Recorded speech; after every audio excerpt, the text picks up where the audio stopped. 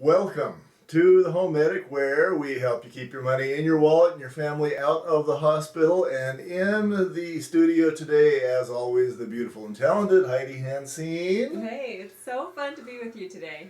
We've got a pretty good topic today. Fencing. I want to explain a number of items that is just hard to find anywhere on what kind of fencing to do, how to maintain it, what to pick depending on the needs of your family, what your options are that might not be quite so standard. Right. And as always, how to keep the family out of the hospital. Of course. Yeah. So the first thing I want to do is cover different types of fencing. You've got, and we're going to cover each of these separately. You got the cedar fencing, you've got the split rail, redwood, and we're going to talk briefly about bamboo fencing. Oh, hey. It's a way cool look. I bet. And that I've never heard of that. It's a new trend, I bet. It will be after people start watching these podcasts. Right, exactly. So in the cedar fencing category, let's say that you want to, maybe you're not into vinyl, let's say that you want to actually go in and do a wood fence around your home. Exactly. You have some options. The first is that, obviously you want to decide whether you want to go 4 or 6 or maybe in your area 8 is allowed if you're living out in... Are you talking about the posts? 8 foot, the posts and the height as well. Oh, okay, perfect. And so that's your first choice. Generally, in a lot of cities, they don't like you to go 8 feet. Right. There's a lot of ordinances about that. Yeah. So that may not be one of your options. You'll want to check into the city requirements wherever you live and determine if that's going to be something that you want to need. An example of where an 8-foot fence might be required would be perhaps if you got a swimming pool in the backyard. Oh, okay. And it needs to be protected.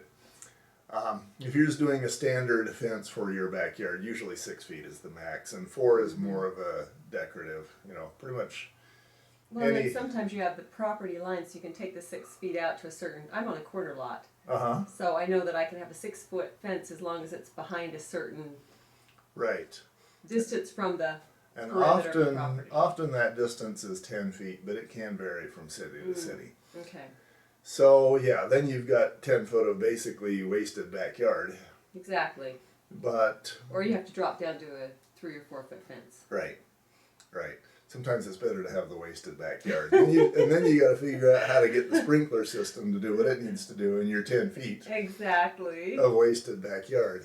So one of the things you want to do is decide whether you want to go with a dog ear or a picket fence. Now the difference is the dog ear is going to be kind of a dome. It's a 3-cut, 2 at 45-degree angles and 1 horizontal. Right. And there's no sharp angles there. Picket fence is just a single spear. Okay. And that kind of reminds me of Vlad the Impaler, also known as Dracula, who used nice to and sharp. for entertainment, he used to drop people on stakes like that. Right, exactly. And see how they would die. And it pokes people when they try to get in your backyard. That's the advantage. As a home inspector, I told that story once, and she says, I'm surprised a nerd engineer like you would know that story, because that's a very goth sort of thing. That is surprising. Garth, he's more of a Renaissance guy than you can imagine. Renaissance nerd. So you've got, let's assume that you decide to go with a dog ear, just maybe to annoy the cat, right? Right. And so your next choice is whether you're going to paint or stain that. You definitely need to do one or of the above. Painting, to me, it's, this is my own personal preference. I think it's a crime to paint wood of whatever variety. Stain allows you a lot more weatherproofing. It's going to be, depending on the stain, it's going to be a little bit more long-lasting. I think it's better looking. Well, I absolutely agree. The paint flakes off, and the UV stain stays on for a long time. I did that on part of my fence, and it worked really well. Less maintenance, and then when the when paint fails, it's going to start chipping off, and it just looks bad. Right, and you can get really creative with the stain colors. You're not limited to just either cedar or dark or right.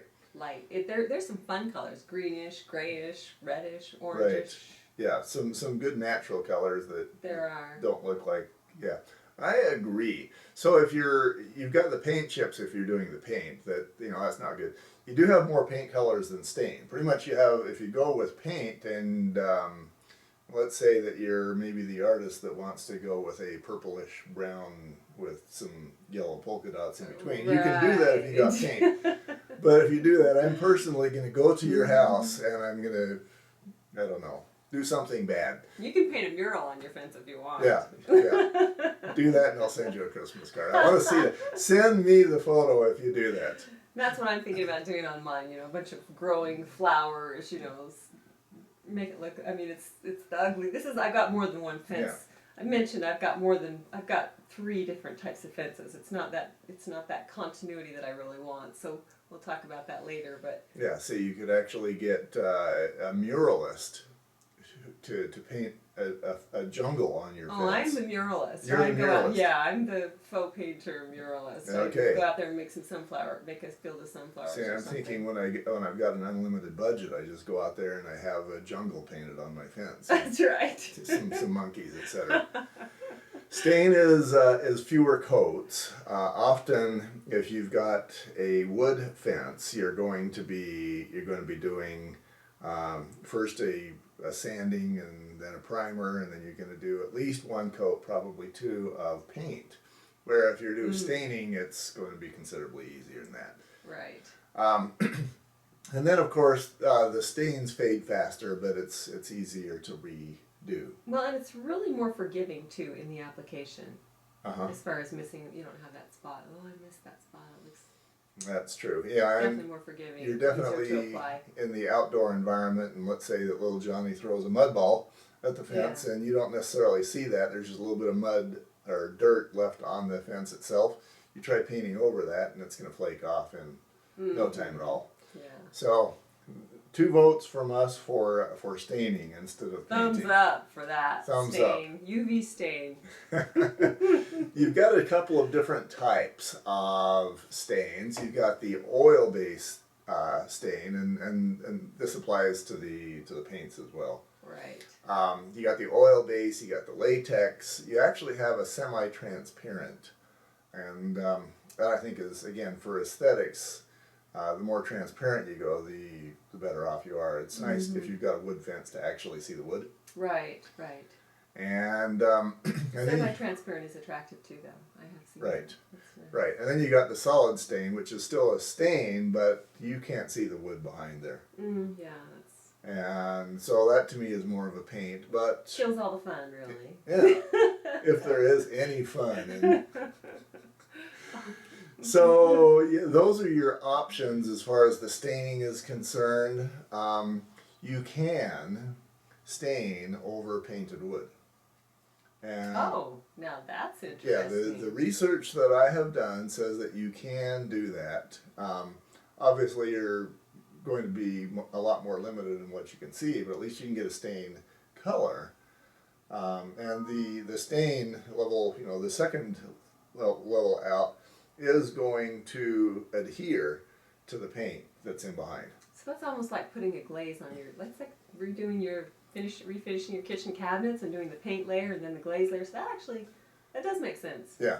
It's kind of antiquing to paint, really. Yeah, and see, you would probably go out there and do something super cool where you got a faux finish over a paint behind, and then it would just look like $1 million.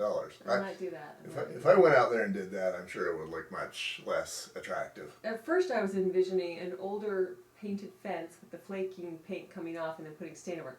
That wouldn't work, I'm guessing. I'm guessing No. you need at least to get a wire brush and repaint it if you want it to look good before you put the stain on, right? Or That would be true. Yes. unless your paint is just pretty much gone, then maybe just the wire brush first. Yeah. True. Yeah, your base coat needs to be well adhered, well attached to the wood, or anything outside of that is going to be a problem as well. Do you have to worry about the wire brush scratching up the wood too much? No. Okay. No. 'Cause it's rough wood usually anyway on a fence. It's not Right. fine finished. Yeah, no, the wood can handle a wire brush. Okay, good to know. All right, 2 days to dry is the next note that I have. So let's say that that you're staining or you're painting, it doesn't matter. You want to, before you get your paintbrush out, you probably want to get weather.com out. Weather.com. Oh, right, exactly. Watch out for the tornado. You don't want to be out there.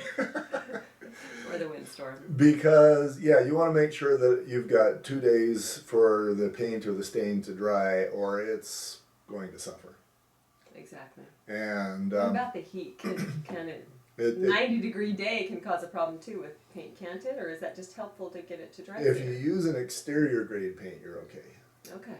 So, yeah, like I say, your first tool in painting is go check the weather report. Okay. At least on the outside. Inside, you know what the weather is going to be like for the next couple of days. Hopefully, there's no rain indoors. If so, don't worry about your fence. Get the roof fixed first. If so, you've got bigger problems than That's right. That's right. Now, that kind of covers the wood. If you would like to do wood being cedar fencing, there's other kinds of wood. Let's say that you might want to do maybe a split rail fence.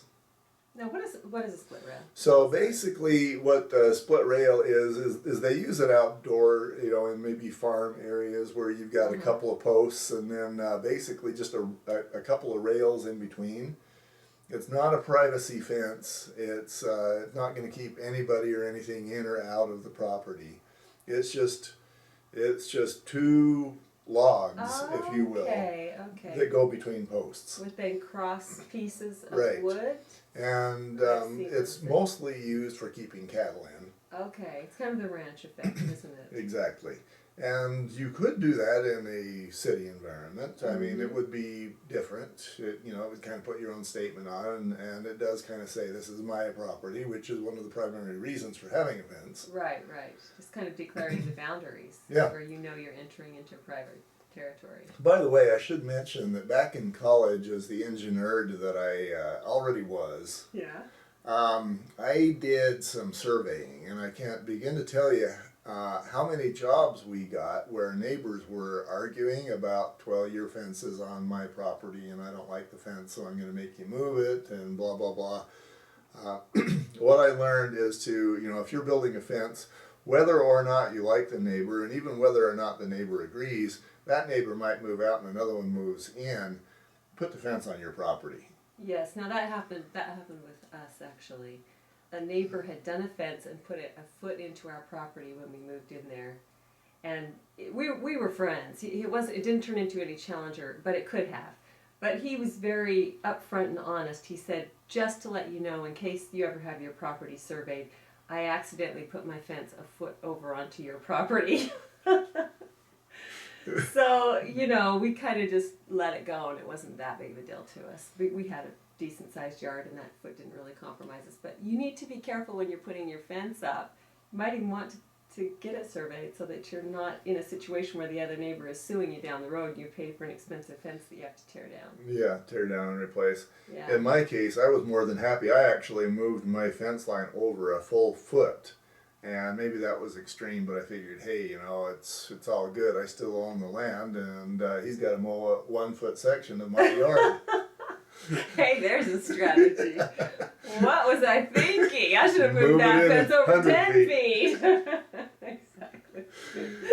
So that definitely is one of your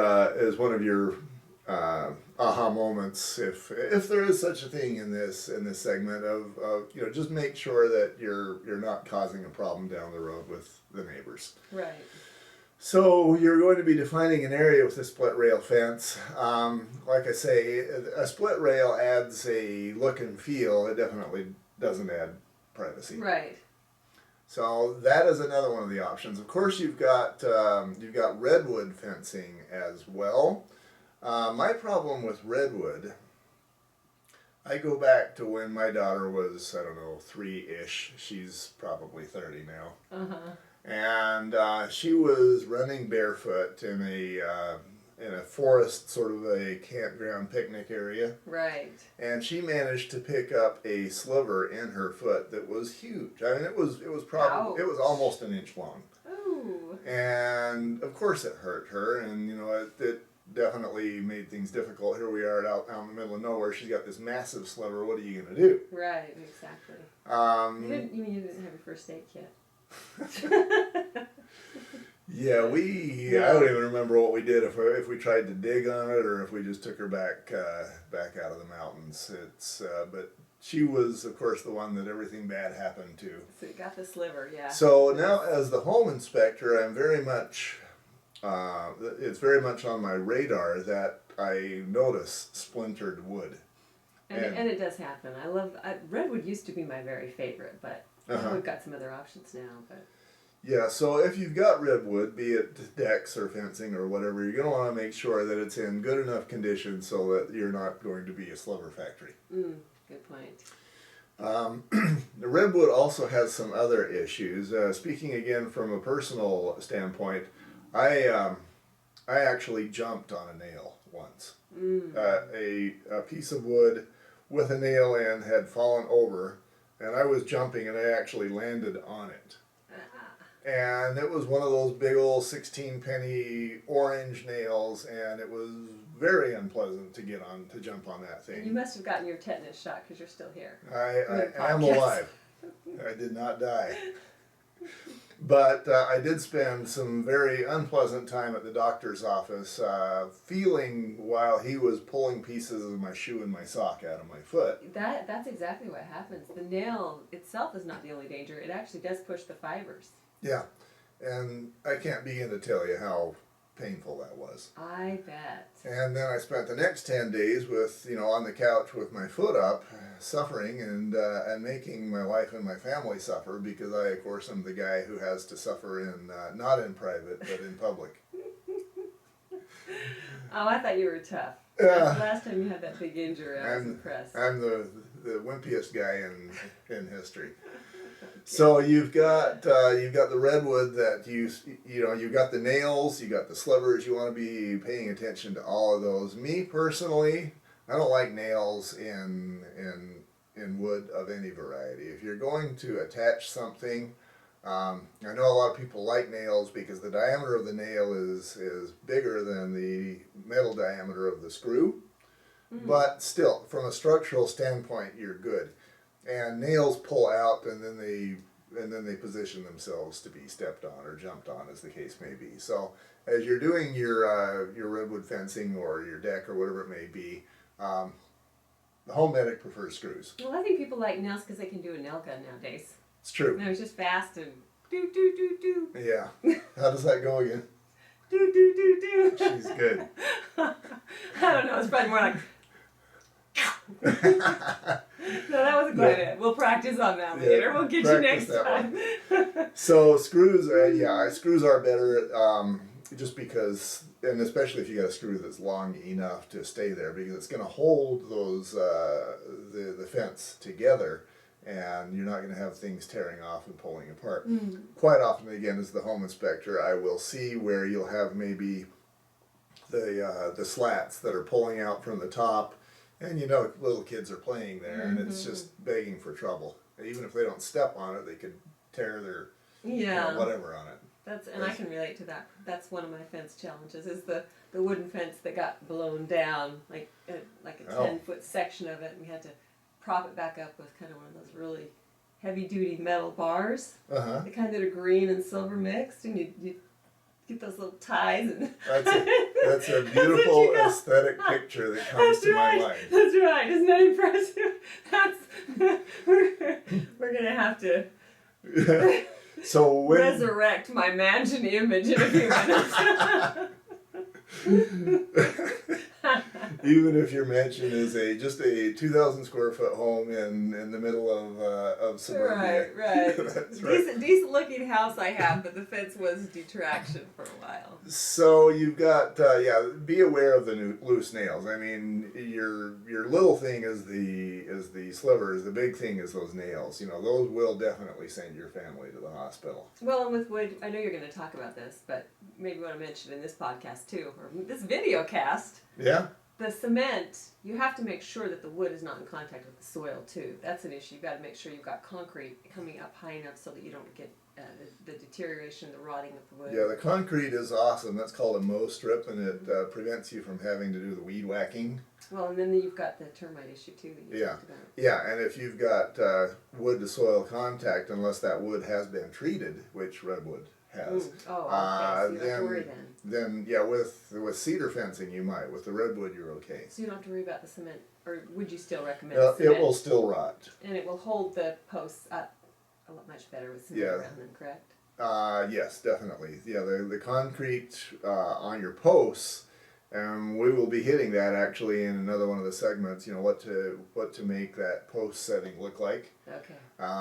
But yeah, the concrete needs to be a particular diameter and depth depending on the height of the post. Okay, perfect. So we'll cover that a little bit more in another segment. All right. Sorry to throw you off. I just wanna See, make sure we, see how you are.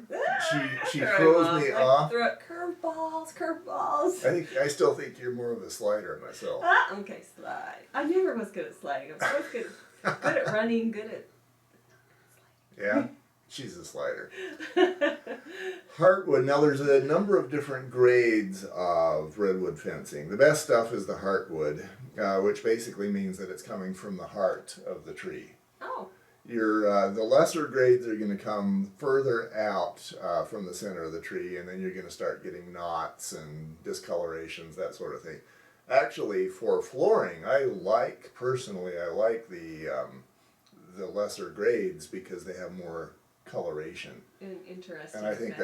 that's cool. But yeah, the clear all heart is the top grade, which basically means it came from the very center, and it's the strongest, it's the coolest, it's the prettiest, it's the most expensive, Wow, that's interesting. and so on. And then the next grade is clear. Then you go to heart clear. Then you go to heart B. Whoa, we need to get out your paper and pencil. It's Yes. getting confusing. And then there's other grades, and then you've got B and a number of lower grades behind that. So as a general rule, if it says heart, it's probably a better one, but it's not necessarily the best unless it says that it's clear, all heart. Oh, now I'm really confused. I thought it went heart clear, heart clear B. Boy, now you've confused me. I have. Yeah, so Working the top from the is inside out, we've got heart. clear, all heart, Clear all heart. Right. Okay. and then clear, And then clear. and then heart clear. You wonder why I'm confused. Yeah, exactly. Clear heart and then heart clear. I'm It's looking like, at the list myself, and this it is still like a confuses me. mirror image, you know? What is that? And then you've got B, which, you know, that's the more of the construction grade stuff that is not intended to be pretty. It's just intended to be a construction material. Okay. So yeah, and the posts, if you're doing redwood, the post should also be rot resistant. So I mean, you want to place those in concrete, but if you're that homeowner that, and I see them all the time, that just places the post directly in the soil, they will be rot resistant. Doesn't mean they're rot proof, but they're resistant. Okay. Yeah, and you'll want to use a better grade, like clear all heart or clear. Clear all heart. I'm not all heart. I probably ought to. We're gonna take his word for it, right? Just take notes. Yeah, this might be one of those things that where you just say, okay, the more I pay for it, the better off I am. There you go. Just go on the price. And go 8 foot for each of the posts if you're doing redwood fencing, because even if you got a 6 foot fence, some of that's got to go below ground. Right. And again, we'll talk more about the posts. Now, should we talk about the bamboo fencing? I'm excited to hear about the bamboo, yes, because I still need to get some continuity in my fence. Maybe I just need to go all bamboo. So, and bamboo could be cool for a front yard. It's kind of like the split rail. It does not provide any privacy, and it's not going to keep any dog or any human out of the yard. Oh, okay. So what it, basically it's just decorative. I see. Well, I knew that. So what you're going to do, and you know what I saw in the research that I did, is maybe somebody will have a piece of bamboo that'll be maybe, I don't know, 18 inches high. Right next to it, they'll have a piece of bamboo that goes 6 inches high. Okay. And then they'll go over and they got a 2 foot or 2.5 foot or 3 foot piece of bamboo. Maybe not 3, Ah. but that provides a very cool look. So it is more of an oriental effect then, just to have a kind of a low fence. Right. Just kind of for effect. Yeah, it is entirely for effect. But you know, I mean, if you want to go for effect, one of your choices is just to have a little 4-foot fence or even a 2-foot picket fence that has the rises and falls. But everybody has that. My chair's getting in your way. Yeah, everybody has that. If you really want to be unique, then doing bamboo fencing is one of your choices. That sounds really interesting. And I probably should put on my website how to get that. So by the time you get this video cast, I'll have on my website how to get to that. And one of the plans is actually to have access to all of these construction materials that you can just get on Amazon through my website. I'll just give you a link and you can just go directly there. Great resource. So with the bamboo, are they just going to pound each of those individual pieces into the ground, or is there a cement prep with that also? Yeah, pound would not work. No? So your options would be to basically dig a trench and put those in how you like them, and then pour concrete so they stay. Okay. Or if you want to be a little more lazy, you could just dig the trench, put them in, and then backfill. But again, then they're going to rot. They're going to tip around probably too. Right. Maybe not be completely Yeah, and stable. then as the kids are walking across them, as they're Kick. guaranteed to do, or When the kicking soccer them. ball Right. knocks it over. But if some of them are just bent over a little bit, then that might be effect. Might be depressing is what it might be. I'm sorry. Okay. I can't. I can agree with almost everything. I don't know about that. I can just picture my kids. No when we first started talking about bamboo, I said, yeah, maybe for me. Now, by now, I'm like, no way for me. I've got kids slamming that soccer ball in the backyard, and sometimes I'm grateful for the less than beautiful, Yeah. sturdy metal fence I have. Definitely sturdy for the backyard. I think if you're going for effect, that's going to be the front yard. Yeah, I can picture it looking really cool, especially in a contemporary, more oriental type setting. So let's seems how we're in the Oriental mood this time. I guess if we're master of the mansion, maybe the mansion is somewhere Oriental. Wow. So let's go for maybe the Oriental house somewhere in Thailand, and that's the mansion that we're doing. And There you you, go. Heidi, are the master of it. I hear Singapore's pretty cool too. There you go. I haven't been to any Oriental places, so I can't really You will I be. can't really choose my Oriental yet. Your richness and fame has not yet begun. Master your mansion, homemedicusa.com if you need more information, and if you want to get those, maybe a link so that you can get the Oriental stuff or the redwood, or if you want to be maybe clear on clear all heart versus clear versus whatever else Versus we may Claire have. versus B versus That's the place to go.